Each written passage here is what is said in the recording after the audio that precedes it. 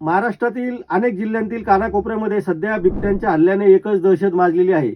शेकोटी समोर बसलेल्या मुलीला पळवून नेऊन तिचा वर प्राणघातक हल्ला करणे असो किंवा नागरी वस्तीमध्ये घुसून धुमाकूळ घालणं असो, बिबट्यांची बातमी येत नाही असा दिवस उगवत नाही अशी परिस्थिती आहे. आणि बिबट्यांमुळे महाराष्ट्राचं राजकारण एका बाजूला तापलेलं असताना बिबट्यांचा प्रश्न सुद्धा शिगेला पोहोचलेला आहे.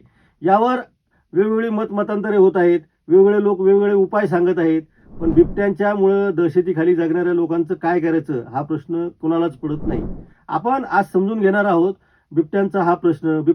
बिबटे शहराकडे का यायला लागलेत, बिबट्यांची संख्या का वाढायला लागली, बिबटे ऊसामध्येच का लपतात. आपल्याला हे सगळे विषय समजून घ्यायचे असेल. आपण लक्षात घ्या की बिबटे शहराकडे का यायला लागले, बिबट्यांची संख्या का वाढत आहे, बिबटे ऊसामध्ये का लपतात, बिबट्यांचं संरक्षण करण्यासाठी जो गळ्याला पट्टा बांधतात तो एकमेव उपाय आहे का, आणि अचानक जर बिबटे समोर आले तर काय करायला हवं, हे आपल्याला आपल्या समोरचे प्रश्न समजून घ्यावा लागेल. नंतर सरकार ज्या उपाययोजना करणार आहेत त्याच्या बाबतीत आपल्याला बोलायचं आहे.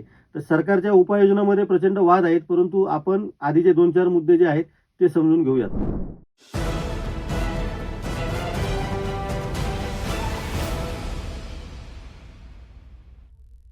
नमस्कार, मी संजय वरकड. आपण पाहत आहात न्यूज यात्रा. आपण आज चर्चा करत आहोत की महाराष्ट्रामध्ये एका बाजूला राजकारण तापलेलं आहे. मी जसं म्हटलं की वेगवेगळे विषय येतात आणि मागे पडतात. म्हणजे महाराष्ट्रामध्ये असो की देशभरात असो, रोज नवीन विषय समोर येतो आणि मागे पडतो. पण एक विषय मात्र गेले काही दिवस मागे पडतच नाही. तो रोज चर्चेचा विषय आहे, काही लोकांच्या जीवन मरणाचा सुद्धा विषय आहे. तो म्हणजे शहरामध्ये घुसणारे बिबटे आणि बिबट्यांचे होणारे हल्ले. आपण सुरुवातीला चर्चा करताना सांगितलं होतं की बिबटे शहरात का येत आहेत, याचं एक लॉजिकली कारण असं सांगितलं जातं की आपण माणसाने जंगल तोड केली, आपण त्यांची घरं उद्ध्वस्त केली, त्याच्यामुळं बिबटे शहराकडे यायला लागला. हे एक कारण सांगितलं जातं. बहुतांशी पर्यावरणवाद्यांचं हेच मत आहे की आपण त्यांची जागा हिरावून घेतल्यामुळं बिबटे शहरात यायला लागलेले आहेत.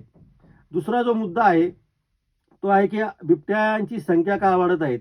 तर पर्यावरण तज्ज्ञांच्या आणि अभ्यासकांच्या मतानुसार पूर्वी बिबट माती जी आहे ती 2 ते 3 पिलं फक्त द्यायची आणि त्यामध्ये सुद्धा दगावण्याची शक्यता असायची. परंतु आता ही संख्या वाढून 3 ते 5 माद्यांपर्यंत अपवादात्मक व्हायला लागलेली आहे.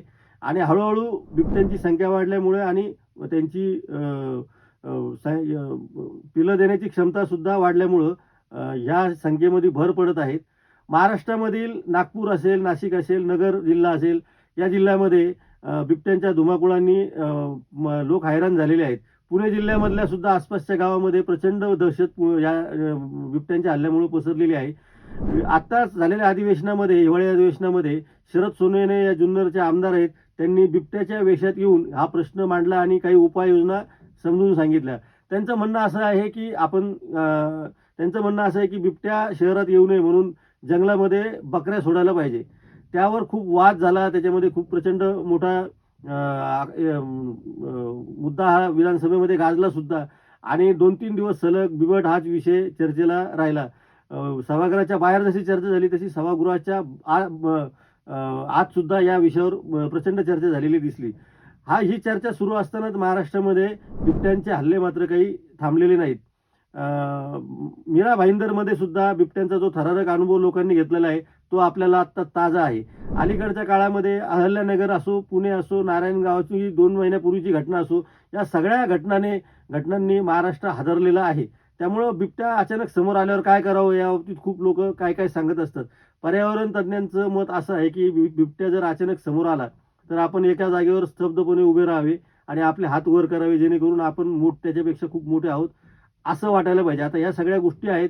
खरं म्हणजे बिबट्या समोर आल्यानंतर काही सुचत नाही, ही वस्तुस्थिती आहे. पण तरी सुद्धा अभ्यासक जे सांगतात ते आपल्याला समजून घ्यावं लागेल. दुसरा त्यांचा मुद्दा असा आहे की बिबट्या आपल्याला घाबरतो आणि आपण बिबट्याला घाबरतो, त्यामुळं त्याच्या डोळ्यात डोळे घालू नये असं काही जण सांगतात. आणि आपण आणि त्यांची नजर एकमेकांना भिडली तर मग मात्र तो भीतीपोटी आपल्यावर हल्ला करू शकतो असंही सांगितलं जातं. अर्थात आता बाकीचे हल्ले झालेले आहेत त्यामध्ये अशा कुठल्या गोष्टी दिसत नाही, पण आपण यातले तज्ज्ञ असल्यामुळं अधिकारवाणीने भाष्य करत नाही. शेकोटी समोर बसलेल्या एखाद्या मुलीवर जर बिबट्या हल्ला करतो आणि तिला उचलून नेतो शेतामध्ये, तर मग त्याच्या डोळ्यात डोळे कोणी घातले होते असा स्वाभाविकपणे एक प्रश्न या निमित्ताने पडतो. पण काही का असेना बिबट्यांच्या बाजूने पर्यावरणवादी लढत आहेत आणि सरकारला याच्यावर उपाययोजना करायचं आहे. मानवी जीवन यामुळे धोक्यात आलेलं आहे आणि त्याच्या आधी मानवाने पर्यावरण धोक्यात आणलेलं आहे असा हा गुंता आहे. त्यामुळं बिबट्याचा प्रश्न सोडवताना खूप आपल्याला वेगवेगळ्या अंगाने विचार करावा लागणार आहे. बिबट्याचं सर्वात शेवटचं अन्न हे माणूस असतो असं सांगितलं जातं. त्यामुळं बिबट्याला कुत्रे, बकऱ्या आणि इतर प्राणी जर मिळाले नाही, तर तो सगळ्यात शेवटी माणसावर हल्ला करतो, असं सुद्धा एक सांगितलं जातं. त्या बाबतीत पर्यावरण तज्ञ ठामपणे सांगतात, की तो सर्वात शेवटी माणसावर हल्ला करतो आणि तो अन्नासाठी करत नाही, तर तो भीतीपोटी माणसावर हल्ला करतो, असं सुद्धा सांगितलं जात आहे. आपण हा विषय यामुळे चर्चेला घेत आहोत, की हिवाळी अधिवेशन झाल्यानंतर त्याच्यावर किती कोटी रुपयांचा खर्च करायचा, वेगवेगळ्या ठिकाणी पिंजरे कसे लावायचे, या सगळ्या गोष्टींची खूप चर्चा झाली. पण बिबट्यांच्या आपण जे सुरुवातीला 3-4 प्रश्न विचारलेले होते, की बिबट्या शहराकडे का येत आहे?